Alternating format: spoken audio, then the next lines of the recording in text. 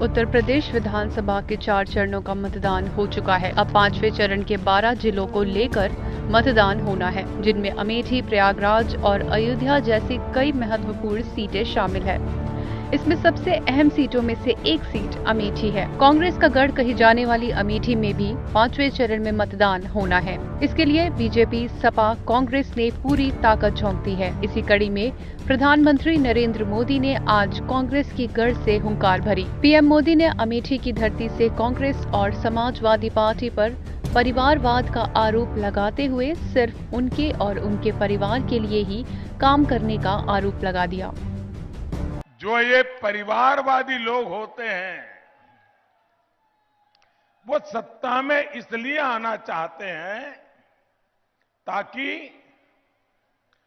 अपनी और अपने परिवार की ताकत बढ़ा सके और राजा महाराजा की तरह आप पर राज कर सके।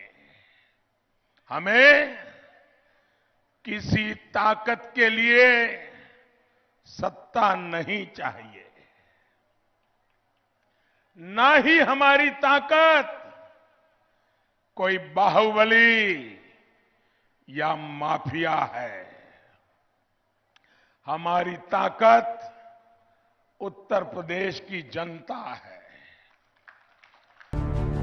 अहमदाबाद सीरियल ब्लास्ट पर अदालत द्वारा 38 आरोपियों को फांसी की सजा मिलने पर भी पीएम ने विपक्ष को घेरते हुए वोट बैंक के डर से कोई बयान नहीं देने पर तंज कसा। लेकिन आप देखिए,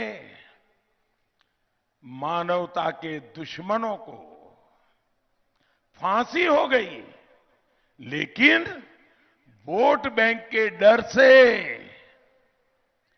वोट बैंक खिसक जाएगी तो क्या होगा? इन पार्टियों ने अदालत के फैसले का स्वागत करने की भी हिम्मत नहीं दिखाई। उनके मुंह पे ताले लग गए हैं भाइयों।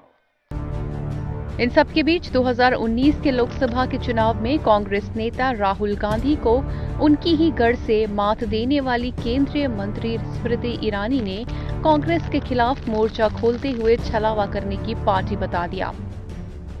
मैं जानती हूं कि कल भी कांग्रेस के वो नेता जगदीशपुर पधारने का प्रयास कर रहे हैं, जिनको अमेठी ने 2019 में विदा कर दिया। लेकिन हास्यास्पद है ये बात कि कल वो आएंगे, रिश्तों की दुहाई देंगे, राम का नाम भी कदाचित लेंगे, लेकिन आज जगदीशपुर का बच्चा बच्चा जानता है कि जो राम के नाम के खिलाफ कोर्ट में दस्तावेज देता है, वो जगदीशपुर में राम के नाम के मैदान पर कब्जा करता है और भारतीय जनता पार्टी की सरकार उन गुंडों पर बुलडोजर चलाकर वो जमीन जनता के लिए रिक्त करती है।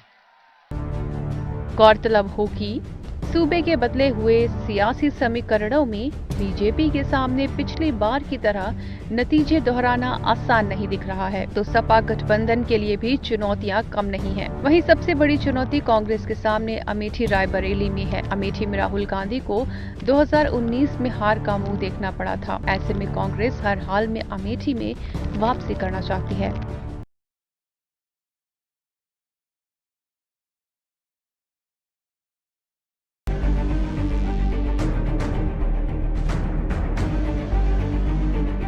रूस के यूक्रेन पर जंग के ऐलान के बाद यूक्रेन में लगातार हालात बिगड़ते जा रहे हैं। यूक्रेन की राजधानी कीव के साथ कई जगह हुए धमाकों के बाद यूक्रेन में मार्शल लॉ लगा दिया गया है। इतना ही नहीं, यूक्रेन ने दावा किया है कि उन्होंने 5 रूसी विमानों और 1 रूसी हेलीकॉप्टर को मार गिराया है। साथ ही यूक्रेन ने दावा किया है कि उनके हमले में 50 रूसी सैनिक भी मारे गए हैं। वहीं यूक्रेन से लगातार धमाकों की आवाज सुने जाने की खबर सामने आ रही है। सोशल मीडिया पर भी अलग अलग जगहों से ब्लास्ट की तस्वीरें वायरल हो रही हैं।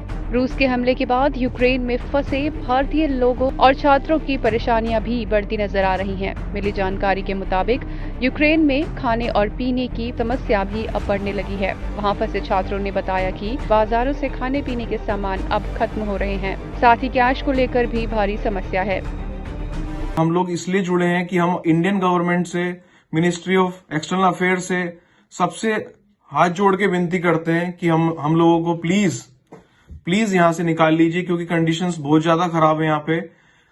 क्योंकि फूड यहाँ पे मार्केट्स में खत्म हो चुका है, एटीएम्स में पैसे नहीं है, विड्रॉल नहीं कर सकते हो आप, सारी चीजें बंद हो चुकी हैं, क्योंकि यहाँ कंडीशंस बहुत बेकार है। और अगला बम रिंग पता भी नहीं है कहाँ पे होगी, किस जगह होगी। हम सब लोग जुड़े हुए हैं, हम सबसे, इंडियन गवर्नमेंट से, सबसे बस यही रिक्वेस्ट करते हैं, हमें जल्द से जल्द यहाँ से निकाल लीजिए, प्लीज यहाँ से निकाल लीजिए जल्द से जल्द। वहीं यूक्रेन में भारतीय दूतावास के बाहर भी छात्रों की भीड़ लगनी शुरू हो गई है, जहां उन्हें सिर्फ आश्वासन ही मिल रहा है। क्या कर रहे हैं? मैं बोल रहा हूँ आपको जो दिक्कत आएगी उसमें हम किस लिए करेंगे? सर हमारे पास एक मिनट करने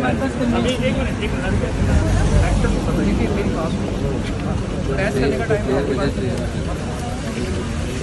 टाइम अभी इसके भी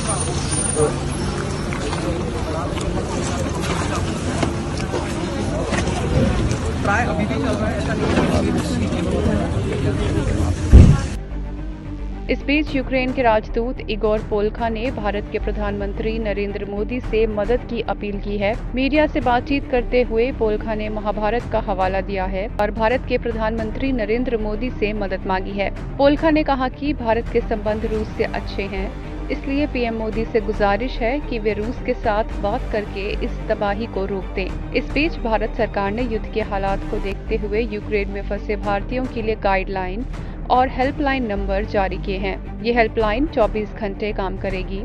यूक्रेन में जारी ताज़ा हालात के बाद भारतीय दूतावास ने कीव की यात्रा करने वालों को अस्थायी तौर पर अपने शहरों को लौटने की सलाह दी है। भले ही यूक्रेन के राजदूत की तरफ से पीएम मोदी से मदद की गुहार लगाई गई है, लेकिन भारत का इस पूरे मामले पर न्यूट्रल रुख है। भारत ने किसी भी पक्ष की तरफ से नहीं बोला है। साथ ही पीएम मोदी ने भी अब तक इस घटनाक्रम को लेकर ट्वीट नहीं किया है। विदेश राज्य मंत्री की तरफ से भी साफ किया गया है कि यूक्रेन मामले पर फिलहाल हम न्यूट्रल हैं। साथ ही उन्होंने कहा कि शांति बनाए रखने के लिए कोशिशें जारी रहनी चाहिए।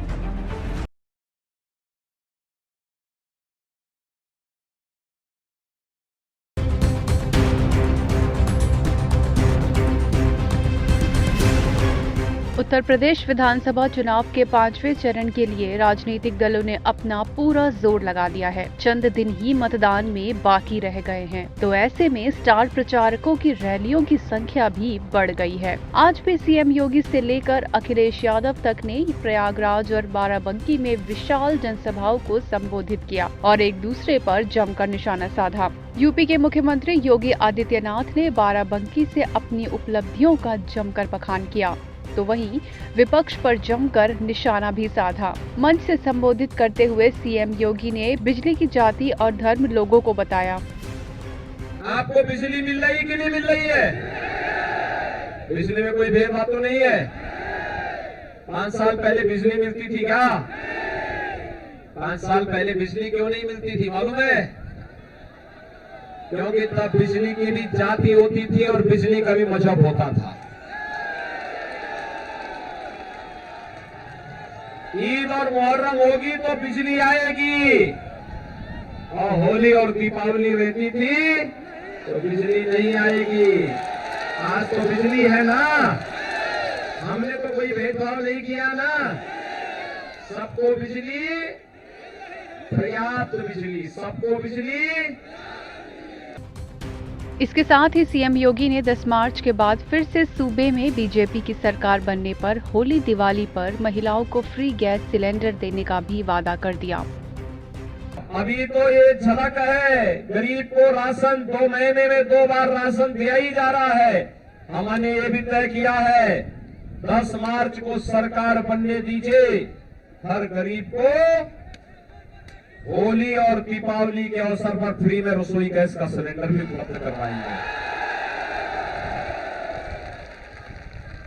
हमने ये तय किया है हर कॉलेज जाने वाली मेधावी बेटी को फ्री में स्कूटी उपलब्ध करवाने का कार्य करेंगे। वहीं दूसरी ओर यूपी चुनाव के चौथे चरण के मतदान के बाद समाजवादी पार्टी के मुखिया अखिलेश यादव ने प्रयागराज से एक बार फिर जीत को लेकर बड़ा दावा किया। अखिलेश ने कहा कि सपा गठबंधन सरकार को और भी सशक्त बनाने के लिए जनता वोट डालने के लिए उत्साहित है। ये जोश देख करके लग रहा है कि इस बार यहाँ के लोगों ने चुनाव की हवा को समझ लिया है। चुनाव की हवा को यहाँ के लोग पहले ही समझ चुके हैं। इस बार डबल इंजन की सरकार की यहाँ की जनता झूठ की पटरी को उखाड़ फेंकने के लिए तैयार है। यूपी के चुनाव में 4 चरणों का मतदान हो चुका है।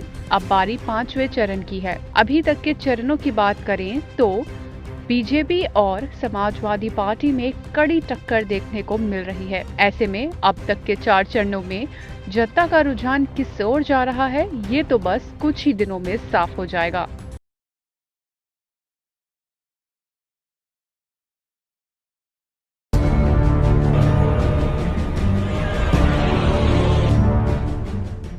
रूस ने यूक्रेन के साथ जंग का ऐलान कर दिया है। राष्ट्रपति व्लादिमीर पुतिन के सैन्य कार्यवाही के ऐलान के बाद यूक्रेन में कई जगह धमाकों की गूंज सुनाई दी। इसको लेकर यूक्रेन की राजधानी कीव पर तो क्रूज और बैलिस्टिक मिसाइलों से हमला होने की जानकारी मिली है। पुतिन ने सैन्य कार्यवाही का ऐलान करते हुए धमकी भी दी कि कोई इस मामले में दखल न दे, वरना अंजाम बुरा होगा। रूसी राष्ट्रपति व्लादिमीर पुतिन ने कहा कि यूक्रेन रूस के युद्ध को टाला नहीं जा सकता, इसलिए रूस स्पेशल मिलिट्री ऑपरेशन लॉन्च कर रहा है। इसका लक्ष्य यूक्रेन पर कब्जा करना नहीं है। पुतिन ने यूक्रेन की सेना को कहा है कि हथियार डालो और अपने घर जाओ। वहीं इस बीच यूक्रेन ने देश में इमरजेंसी का ऐलान कर दिया है। इसी के साथ यूक्रेन ने अपने नागरिकों से जल्द रूस छोड़ने को कहा है। उधर तनाव के बीच रूस ने यूक्रेन से अपने राजनयिकों को बुलाने का ऐलान कर दिया है।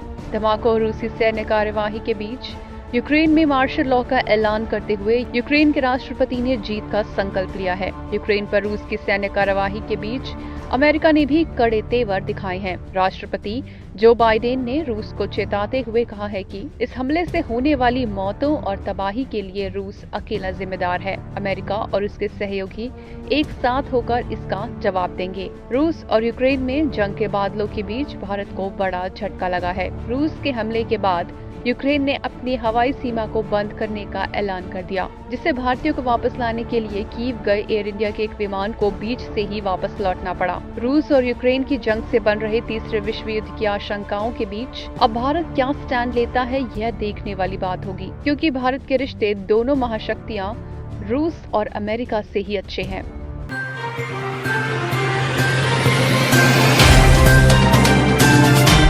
Subscribe now and press the bell icon. Never miss an update.